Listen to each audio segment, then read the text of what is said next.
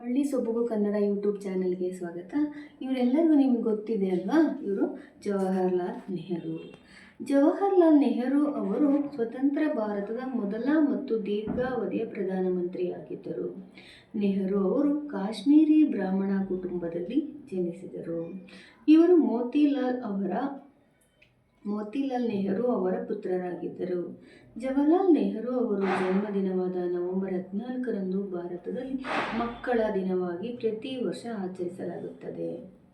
ಇದನ್ನು ಮಕ್ಕಳ ದಿನವೆಂದು ಆಚರಿಸಲು ಕಾರಣವೆಂದರೆ ನೆಹರು ಅವರು ಮಕ್ಕಳನ್ನು ತುಂಬ ಇಷ್ಟಪಡುತ್ತಿದ್ದರು.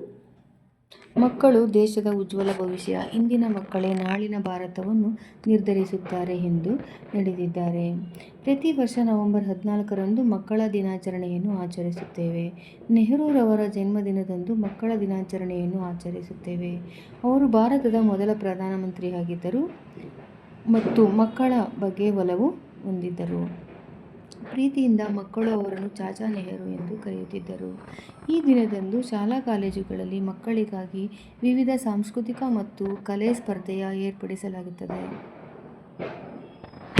ಇಂದಿನ ಮಕ್ಕಳೇ ಮುಂದಿನ ಉತ್ತಮ ಪ್ರಜೆಗಳು. ಮಕ್ಕಳು ನಮ್ಮ ದೇಶದ ಆಸ್ತಿ. ಮಕ್ಕಳಿಗೋಸ್ಕರ ಆಸ್ತಿ ಮಾಡುವುದು ಬೇಡ.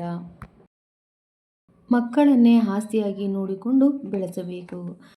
ಜವಾಹರ್ಲಾಲ್ ನೆಹರು ಅವರ ಜನ್ಮದಿನ ಮತ್ತು ಮಕ್ಕಳ ದಿನಾಚರಣೆಯ ಶುಭಾಶಯಗಳು. Happy children's day to all.